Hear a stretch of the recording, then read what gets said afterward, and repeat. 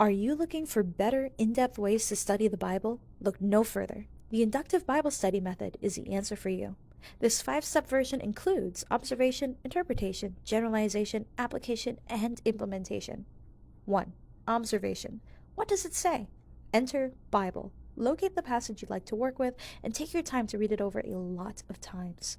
Do some structural analysis, dive into verbs, sentence structure, the works. The point is to slow down, dig into the text on a structural level, and understand what and how the author is saying what they want to say. After studying the text itself, dive into at least a couple other books for the historical and cultural context. Books like commentaries and studies will help with this. This step tends to take the longest time, so own it. 2. Interpretation. What does it mean? It's the time to draw conclusions and notice themes in the text. In order to do this well, you should dive into the book as a whole and see what overarching themes, motifs, and morals lay interspersed throughout. 3. Generalization.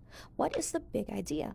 Now with the context of the first 2 steps, get back into the nitty-gritty of the text. Mark down anything that leads from one section to the next, like repetition, compare contrasts, lists, etc. This pulls the whole passage together. Find the general idea of each paragraph and then combine those ideas into one main one, the big idea. 4. Application. What difference does it make? Extract a reductive application. Now that we've boiled it down, we can now ask if the passage makes any commands, principles, or examples for us to follow. From this step, you should end up with a universal truth that could apply to anyone. And finally, 5. Implementation. What must I change?